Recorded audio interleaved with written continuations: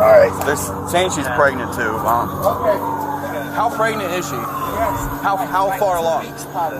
2 weeks pregnant. Okay. 2 weeks.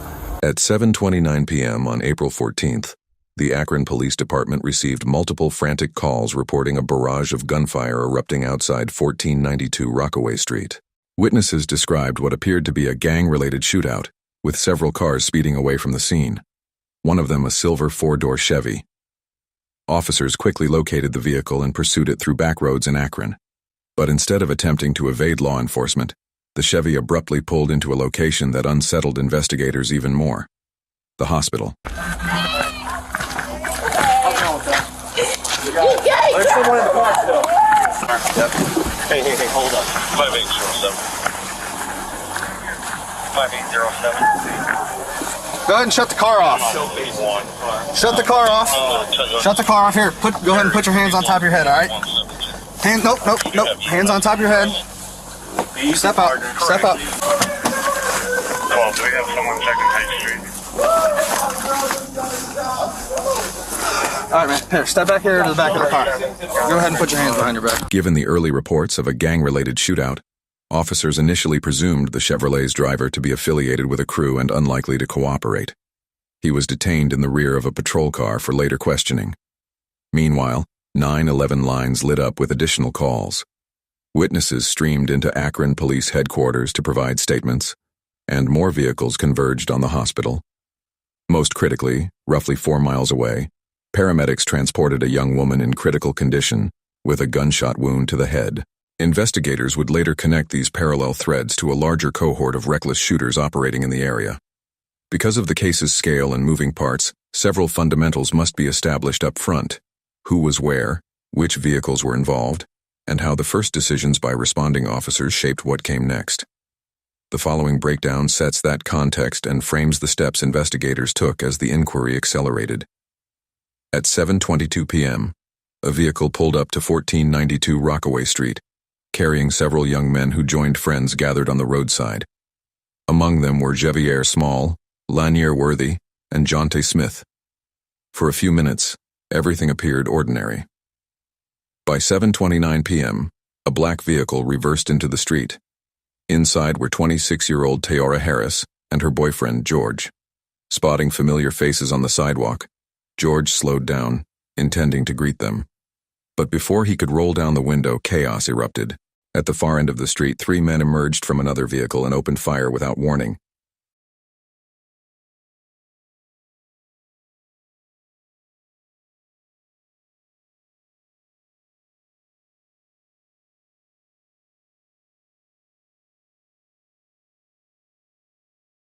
These shooters, Zaire Saunders, 17-year-old Antonil Whitaker, and Darian Rackley, were members of BBM, a notoriously violent Akron gang. Behind the wheel of their car was Jeremiah Williams. Gunfire sent the crowd scrambling for cover. In the chaos, Jonte Smith and Javier Small drew their weapons and returned fire. Bullets flew back and forth in a deadly exchange, each second heightening the risk for everyone present. Within moments, the barrage subsided. The BBM assailants, Zaire, Antonil, and Darian, retreated, fleeing the scene and leaving behind a community shaken to its core. A chilling silence settled over Rockaway Street as George realized the unthinkable. Tayara had become the sole victim of the gunfire. As members of BBM scattered in different directions, George sped toward the hospital, desperate to save her. Those who had been standing on the sidewalk either retreated indoors or rushed to join him at the hospital. Meanwhile, police were left with the daunting task of piecing together what had just unfolded, and most importantly, determining who had fired the fatal shot. At this stage, officers had little more than a flurry of 911 calls and a description of a silver Chevrolet. They had just pulled a suspected gang member from the car, but the real story was only beginning to surface. There's another victim that's at we don't know where that victim's going to go. There's a possibility that victim may be deceased. Yeah, they got shot. Okay. Someone's got to go check, probably. Two officers who rushed to the front entrance of the hospital quickly encountered Javier Small and his girlfriend in visible distress. He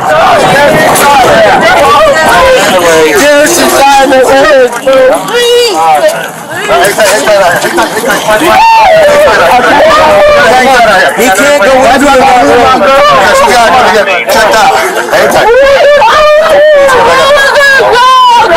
In the confusion of the shootout, another victim had emerged, Javier's girlfriend, who had suffered a gunshot wound to the leg. Though her injury was not life-threatening, Javier was shaken and horrified by the ordeal. Bro, I'm on house arrest. I gotta go to the hospital. I gotta go to the house with my girl, bro. We'll get you. I gotta go to the house. I'm gonna come back. I'll tell you. I just got in the car. I don't know, bro. Your girl just got shot, bro. No. Yet the presence of multiple firearms inside the Chevrolet changed the narrative. Despite his emotional state, Javier was taken into custody as a passenger in the car, raising new questions for investigators about who had been armed and who had fired. Across town, however, the focus shifted to the gravest concern. Tayara Harris, the young mother who had been riding in the black car with George. She was clinging to life after being struck in the head by a bullet, her condition far more dire than anyone else caught in the chaos that night. Can I open that up? I'm trying to. Alright. They're saying she's pregnant too. Okay. How pregnant is she? Yes. How far along? 2 2 weeks pregnant. Okay. 2 weeks. Maybe 2? Yeah. Oh, okay. That's Yeah. okay. Thank you. Yeah. 44, there is a firearm. I think Am I allowed to ride in the car with her though to the hospital? Not right now. I'm sorry, man. Bro, Yanni just got shot. I mean, T just got shot. Bro, just in the car, just driving down the street in Kenworth, driving from over there, and they just was shooting. None of the glass broke, but she wasn't like moving or talking. So I just brought her, and the blood just started dripping from her head. Like, bro, we see in the hospital. She's in the ambulance. Like, I can't even talk right now, bro. Tayara was rushed into emergency care at the local hospital, while her boyfriend George was escorted into questioning. Investigators did not immediately view him as a prime suspect, but his presence at the scene raised suspicions. Arriving at the precise moment a gang shootout erupted seemed too coincidental to ignore. George, however, maintained his innocence. In fact, he offered a detailed account of the events leading up to the shooting. You turned off here, so no, I didn't. I came this way, and I said, "What y'all got? Like, what y'all got going on over here?" Like, I'm like basically saying, "Y'all good?" Right. As soon as I said that, somebody from down here got to just shooting a gun that just kept shooting. That's all I know. But I didn't hear nobody or nothing like that. So you're right there, and then you heard that. How many shots did you hear? Man, I can't even recall. It was a lot. And then as soon as I So you were facing this way? No. You literally backed all the way on. Say I'm coming down Fairview in this Rockaway. Like, this would be Rockaway. Okay. Down, I backed up. Oh, so you backed, so the back of your car was facing that way? And I'm like, is y'all? I'm like, what y'all got going on? Like, I look out just like that. Like out the window? Like, as soon as I even it should have been me. Like, you feel me? Because I'm the one that looked straight out the window. Like, are y'all all right? Y'all good? Type stuff. When asked why he was even on Rockaway Street that night, George explained that he recognized several acquaintances on the sidewalk and had simply backed up to greet them. He insisted he had no part in the violence. According to George, the chaos began when he leaned out of his window. His friends, mistaking him for one of the shooters, opened fire on his vehicle. What followed was not random crossfire, he claimed, but a tragic misunderstanding that ended with Tayara caught in the middle. George's statement gave investigators a clearer sense of the sequence of events, but it did little to move the case forward. The question of who had actually fired the fatal shot remained unanswered. That changed when officers returned to the crime scene and began collecting statements from witnesses, people who had seen the entire incident unfold in real time. It was 2 African Americans. Where were they running? Young kids. They come from back there across this backyard next door and out the driveway. They hopped the fence? Black. He had a face mask on and had a 9mm. And then the other one had a semi-automatic rifle. And they were almost to the corner of the house running this way, and they both jumped the fence.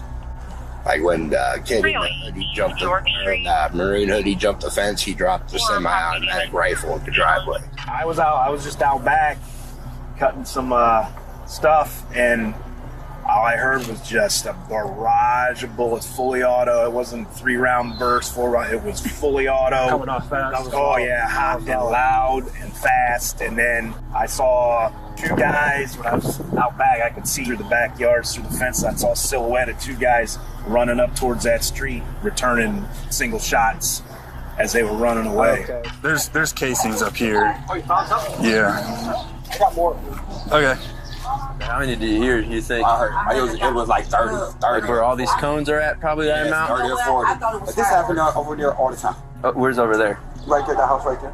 I heard a lot of gunfire, but when I first heard it, I thought it was a backfire because I saw this car sitting over here where all the cones are. He had his lights on. So I thought he was working on a car and it backfired real bad. Then I saw them loading people into cars to take them to the hospital, and I knew it wasn't, because this has happened so many times before. I don't know what we're supposed to do. Right. We can't go outside, nothing. Even with this new information, investigators were only marginally closer to unraveling the truth. They could now confirm that one group of gunmen initiated the violence, prompting a second group to return fire, which ignited a storm of bullets across the neighborhood. But 2 critical questions remained unanswered. Who exactly were the shooters? And how had Tayara become their victim? Hope emerged when officers encountered another witness, a woman who had been standing on the street the very moment the gunfire erupted. Her testimony promised to shed light on what had truly unfolded. So you don't live here? I'm not even from here. Oh, I was visiting. So who owns the house? Anitra Johnson. She is? Okay. She was out to eat when I called her. Okay. Everyone's okay though, right? The kids? The kids, yes. Yeah, the kids are okay. I got them in the back watching TV. Okay. There was another girl outside. I think she got shot in the thigh or the leg. I think they took her place in the hospital. Okay. She definitely got hit. Okay. So what did you see? I'm sitting outside. To be honest, we all family. So we're all outside prayer wrestling, like act like we hitting each other and stuff. Next thing I know, I just heard these gunshots. I'm like, all right, was that a BB gun? Come through shooting. Yeah. And it was like, pow, pow, pow. They came through again. So I'm running up, I didn't even know where the gunshots came from. I'm running up, trying to grab the kids. They came through twice. Okay. Did the house get hit at all? I mean, I don't even know. Is that a bullet hole right here? I don't know. I was really just trying to grab the kids. And you said, so what? They got out of a car? They didn't even get out of the car. Or they just started, they were hanging out shooting? They shooting? was hanging out shooting. Okay. Did you see how many by chance? 3. 3 of them? Okay. The scenario was beginning to resemble a classic drive-by shooting, among the most difficult crimes to solve, especially if the vehicle involved had been stolen or abandoned. Detectives knew that without physical evidence, their chances of securing justice for Tayara were dwindling. Then came a breakthrough. Officers asked a simple question. Ma'am, do those cameras work? I believe so. Okay. She's on her way home. Oh, she is? Okay, perfect. To their relief, the homeowner confirmed that CCTV systems had been recording the street. Within hours, police secured access to the footage. What they found was game-changing. For the first time, they could construct a precise timeline of the incident, the moment it began, how many individuals were involved, and the specific vehicles used by the suspects. This evidence would prove invaluable in the interrogations that lay ahead, giving detectives the ability to challenge false alibis, corroborate witness statements, and pressure suspects into confession. And just as the investigation began to gain traction, their most significant lead yet would step directly into the spotlight. I have video of them carrying the girl that got shot. I can put it on an SD card. And that's not the same one that was at She'll send her a link and then she can just upload it from there. Right after they took off. Not only had witnesses seen the entire incident unfold, but the moment gunfire erupted, one of them began recording. Their footage captured a suspect climbing into the very same vehicle spotted at the scene just minutes earlier. Crucially, the car's license plate was visible, giving investigators their first concrete lead. With this, police could now begin tracking down the vehicle and identifying its occupants. Yet they knew these young men were no strangers to evading law enforcement, and the pursuit of these reckless teens was only just beginning. While detectives chased this lead, an even more devastating responsibility weighed on the department. Tayara had succumbed to her injuries, and her family had not yet been told. The gravity of the moment was unmistakable. Currently not letting too many people in the hospital. Let's step over here, see where all these cruisers are. My car, okay? I'm Where's right your car here. at? I'm right here because I This didn't one know. or this one? Right here. Sorry, which one? Okay. What's your daughter's name? You're here for your daughter? Tayara Harris. Tayara Harris.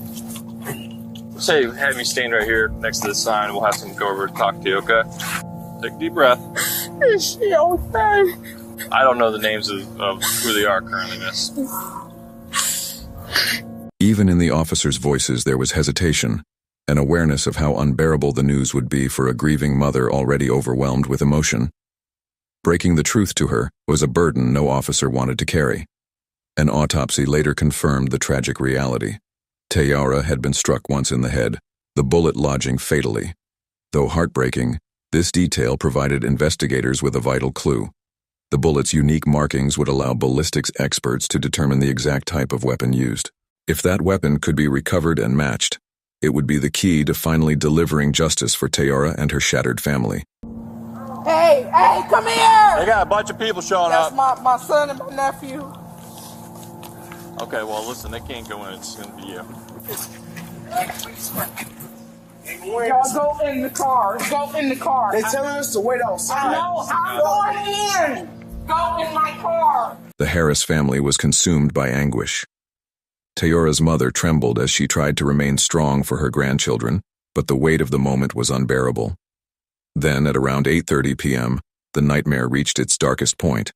Doctors informed the family that Tayara had not survived.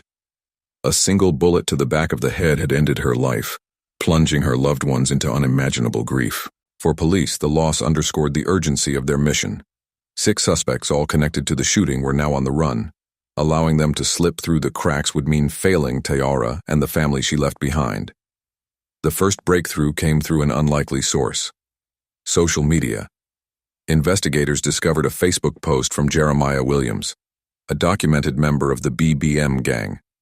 In the post, he bragged about being present at the shooting and escaping without consequence. Detectives quickly traced his profile to a home address, and within hours, Jeremiah was in custody. Interrogating him, however, was no simple task. As a gang member, Jeremiah resisted from the outset, stonewalling, denying, and deflecting. Yet under the pressure of skilled questioning, cracks began to form. Eventually, his composure broke, and he was reduced to tears. You want some tissue? Yeah, that's true. How's it going, Jeremiah? Pretty good. Sorry for the wait, man. I'm Detective Smith. This is Detective Davis. Nice to meet you. Alright, and so the reason why we have you sitting here talking to us is we need you to think back to April. There's an incident that happened on Rockaway. Remember this? This young lady got shot. Remember hearing about that? Mm-hmm. Okay, so during our investigation, your name's been coming up. But do you know about where you were that day, if you can? Or I was definitely at home. Still, Jeremiah clung to an alibi. He named several people who, he claimed, would testify he hadn't been near Rockaway Street that night. You're at home. Yeah. Where was that, at Amherst? Amherst. This was right before my mom moved to Louisiana. My best friend, Rob, talked to her sister, the girl that died, her sister, Diane or however you say her name. My best friend, Rob, was like in the kind of little... Like dating? Yeah, with her sister. Okay. And it was crazy. We got on Facebook and it was all over Facebook. Her sister had got killed and stuff. And my mom was like, ain't that the girl that came over here the other day? And we like, no, that was her little sister. Has her little sister reached out to you guys or anything? We haven't talked to her. I don't talk to her at all for real, but. So you were at your house on Amherst? Yeah. Was there anyone with you that day? My mom. What's your mom's name? My mom's name is April. But detectives weren't convinced. They had his own words from Facebook tying him to the crime scene, and they knew his denials were lies. The challenge now was to push him further, not only for a confession but for information that could lead to the arrest of the other shooters. Unfortunately, securing that cooperation would prove far more difficult than they anticipated. I have to ask, do you recognize this car? Dude, this was the car that was in that video. That's on Facebook. So you remember it? Yeah. Have you ever been in this car? No. Do you know who drives his car or owns his car? I don't know him by like name, but I know who he is. His name like Pa or something. Pa? That's what they call it. Do you know? Can you describe him? That's funny because I don't even really know what he looks like. I mean, every time I've seen him with a ski mask on. Okay. Like I've never seen him outside of a ski mask. Okay. All right. Tell me a little bit about yourself, your past. Like, have you ever been in trouble or anything? Yeah. I'm actually right now. I got probation. So, like, just a weapons possession charge is all you got? It's like carrying a concealed firearm in a motor vehicle. Gotcha. Yeah. Jeremiah tried to play the game carefully. He offered just enough to appear cooperative, but not enough to reveal anything of substance. It was a calculated move. He knew that shutting down completely would make him look guilty, but he also wasn't willing to hand over details that could implicate himself or his crew. Detectives pressed him with questions. Who was at the scene? Where were you sitting in the car? Who had the guns? Each time, Jeremiah dodged, stalled, or flat out refused to answer. The interrogation was going nowhere, and the frustration in the room was palpable. Recognizing that legal talk and subtle pressure weren't breaking through, investigators changed tactics. They dropped the pretense of small talk and cut straight to the point, direct, forceful, and uncompromising. What do your friends call you? Do you have a nickname or anything? Jay. We're just getting to know you, man. Right. Obviously, we can see that you're not a bad person, just the vibes I'm getting. Yeah, for sure. But you're in here talking to us for a reason, and it comes back down to this incident. You being honest with us is what we'll be able to work with you. We know that you were there, and we also got your DNA in this car. If I've been in that car, I would tell you guys I've been in that car. I don't have no reason to lie or no reason to put myself in any trouble. Your role in it is the driver, because we know you're the driver. Really what we're looking for is why. You're already being charged with the incident. You explaining your actions and what really went down is just going to help with your role in this. We know you didn't pull the trigger, but you not being honest with what went down is not going to help you. It's going to, the prosecutor and the judge and jury are going to look at someone who's not remorseful. Drove over there and they started shooting. So they told you to drive over to Rockaway? Yeah. Who was sitting where in the car? In the front, and Zebo sitting behind me, and then Pa sitting on the door. It was a gamble, but it paid off. For the first time, Jeremiah gave them something real, a name, or at least a nickname. Detectives later traced it back to a man identified as Zaire Saunders, one of the suspected shooters who would soon find himself in the interrogation chair. This was monumental. A gang member had just named one of his own. The breakthrough didn't stop there. We got to go back to who was in the car with you. I know you know Zebo. Pa, you say you just know him by Pa. Do you know his real name? Okay. And the third person, you're saying how often have you seen him? Would you be able to identify that last person by a picture? Jeremiah, visibly unraveling, slumped in his chair, avoiding eye contact, his body language signaling defeat. The man who once entered the room defiant and unbreakable was now giving investigators descriptions of others involved, even when he couldn't provide their names. Detectives stepped out briefly to regroup, exhilarated by the progress. But when they returned, the sight that greeted them was startling. Jeremiah, once hardened and unflinching, now reduced to tears, overcome by the weight of what he had just done. He had betrayed his crew, and in doing so, crossed a line he could never walk back. Would you say his first name was what? Darian. Is this him? You want some tissue, man? I need a verbal yes or no if that's him. Yeah. So let me get a tissue.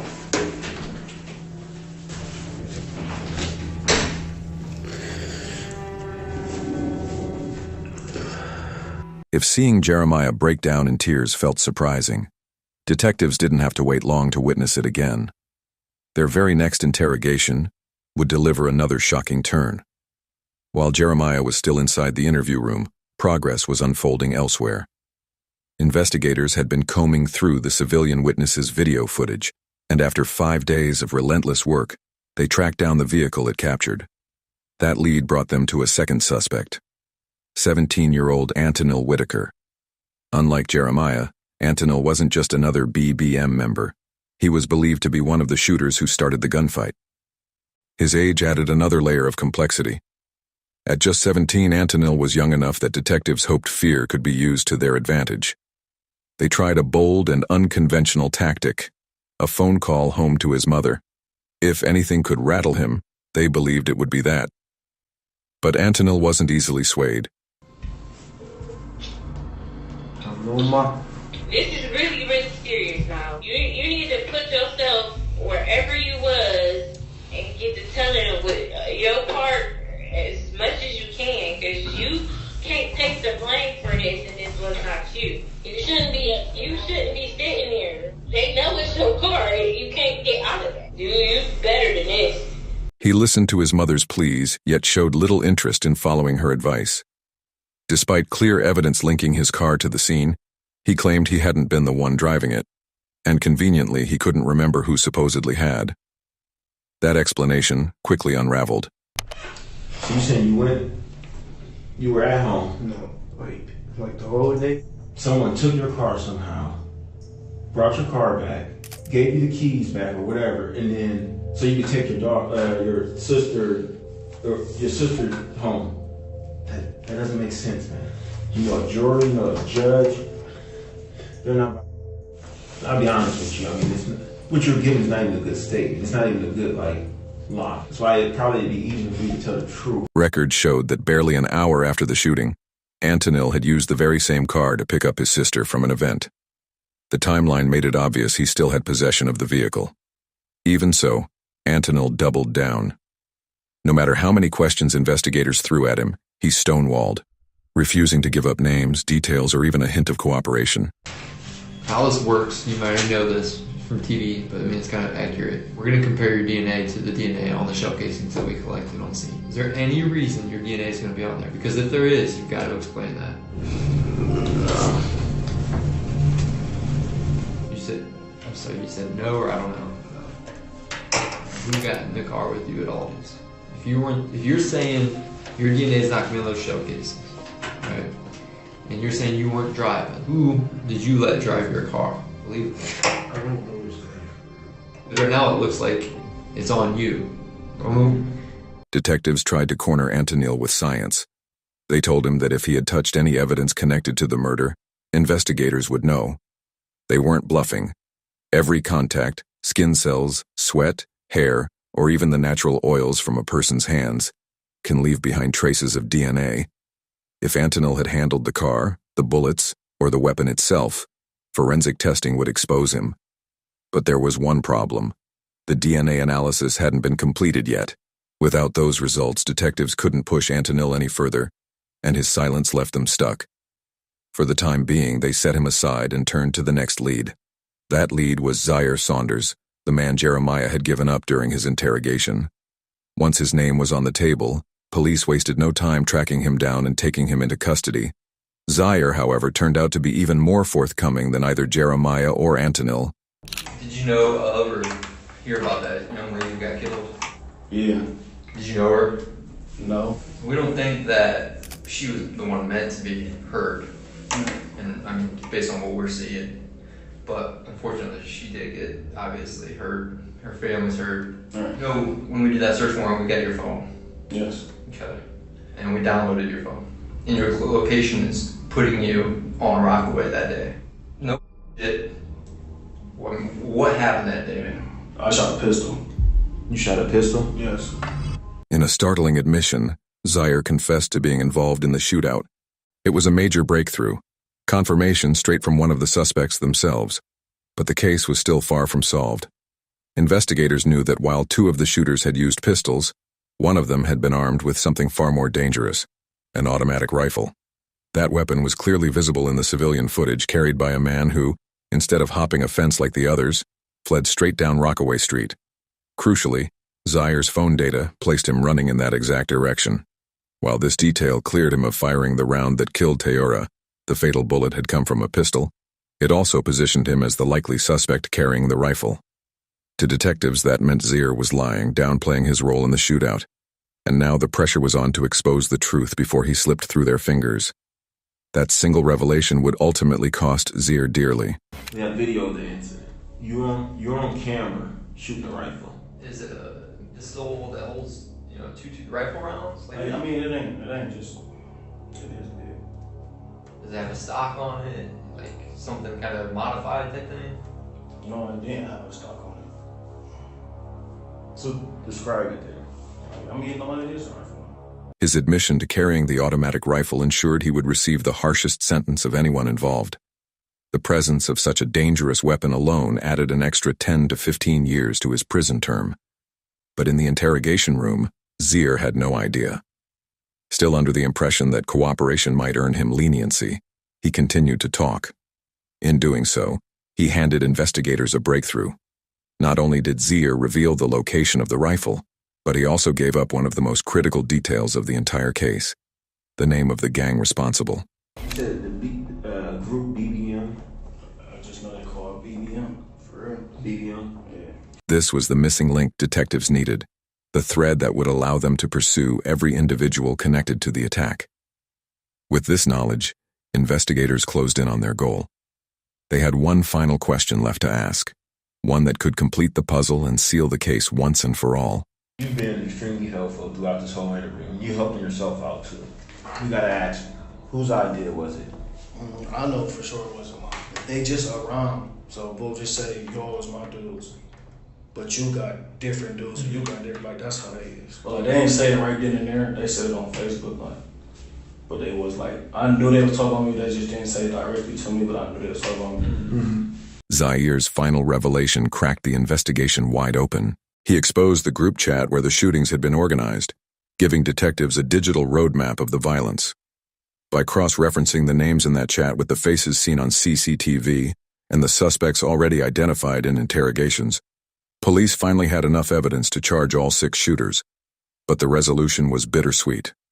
For all their progress, one devastating truth remained. None of the confiscated weapons matched the bullet recovered from Tayara's head. Detectives had linked the suspects to the gunfight, but not to her murder. That was until investigators spotted a crucial clue hiding in plain sight.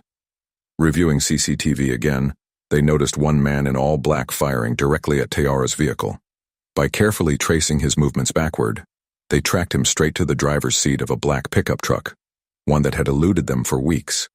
Then, a final piece of footage surfaced, allowing police to identify the truck's owner, 44-year-old Kia Brown. Hey, how you doing, ma'am? How are you? Good. I'm Detective Smith. This is Detective Davis with Akron Police. Hi. Hey, we wanted to talk to you or whoever is driving, who drives this truck, reference that incident that happened up the street. They were being shot at, and we're finally trying to catch up with them. Looked like a couple males. And have you heard about this? I heard about what happened on the corner. This is my truck, but my son was driving. When interviewed, Kia explained it wasn't her behind the wheel that night. It was her son.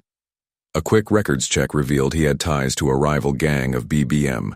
Detectives immediately asked Kia to call him, then took the phone themselves. I have some detectives here right now. The day that we were moving in, the incident that happened around the corner, they would like to speak with you. Do you have a moment? Can you go on break?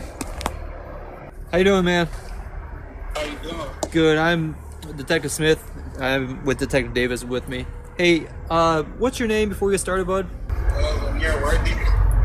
Lanier. All right, Lanier. How you doing, man? I'm doing alright. Kinda. So listen, man, I won't keep too much of your time. We were wondering if we could talk with you and your mom maybe in person at some point, and we wanted to talk to you about that incident that happened up the street. We know you're over there, so we were hoping you could help us, actually. You're not in any trouble. We're actually hoping you could help us. Would there be a good day for you to... This weekend fun? Yeah. Sunday the 8th. Can we do it anytime after 2:30? Okay. Anytime after 2:30? All right, man. We appreciate it. We'll see you at 3:30. Okay. All right, buddy. Bye. Within minutes, they had arranged an interview. This was the final suspect, the driver of the black truck. The man police now believed was the one who had fired the fatal shot that killed Tayara Harris. Dad, how you doing? What's up? Appreciate you talking with us. So, I mean, obviously, you know why we're here, about that incident that happened up the street. So, we just wanted to know your perspective. That happened that day. What did you see? That type of stuff. Okay. Can you kind of run us through that day? I was standing in the driveway on my phone. Then heard shots. I got down, ducked. Then when the shots stopped, I heard that, ran to the car. When the shots started happening, you ran and got in the driver's seat, and then Teen got in your passenger seat. Okay.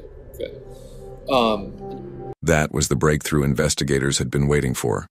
Lanier admitted to driving the black truck that night, confirming he was the man in all black, the same figure seen firing at Tayara's vehicle before fleeing into the Chevy.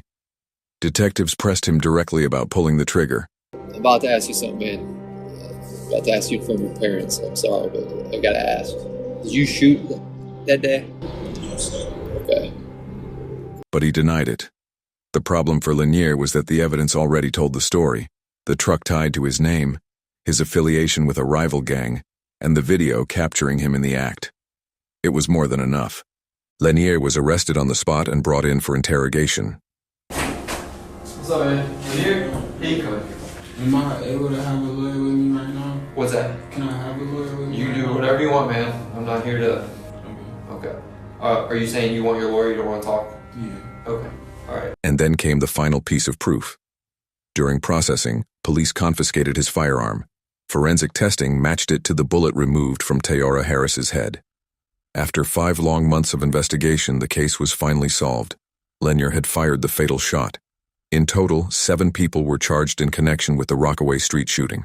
Zaire Saunders was convicted of involuntary manslaughter and 4 counts of felonious assault, receiving a sentence of 35 to 40 years. Antonil Whitaker and Jeremiah Williams each received 20 to 24 years on related charges, while Darian Rackley was sentenced to 34 to 40 years. DNA evidence later confirmed Antonil's involvement, with his genetic material recovered from bullet casings at the scene, despite his denials in the interrogation room. Javier Small and Jonte Smith, who returned fire during the chaos, were sentenced to 4 years and 2.5 years, respectively. Finally, Lanier Worthy, the man who pulled the trigger on Tayara, still awaits sentencing as of this recording. Through it all, investigators were able to confirm one thing with certainty. Neither Tayara nor her boyfriend George had any connection to the gangs involved that night. They were innocent bystanders, caught in a storm of violence they had nothing to do with. After months of anguish, the Harris family could finally see justice taking shape. Tayara's life had been stolen in an instant, but her story would not be forgotten. Do you think justice was truly served in this case? Or did some of the shooters get off too lightly for their role in Tayara's death? How can communities prevent tragedies like this, where innocent lives are caught in the crossfire of gang violence? Thank you for watching. Tayara's story is a heartbreaking reminder of how quickly innocent lives can be taken by senseless violence. Let me know in the comments what you think about this case. Do you believe justice was served? Or should the sentences have been even harsher? If you found this video informative, don't forget to hit the like button, subscribe for more true crime stories, and turn on notifications so you never miss an upload. Together, we can keep these stories alive and make sure the victims are never forgotten.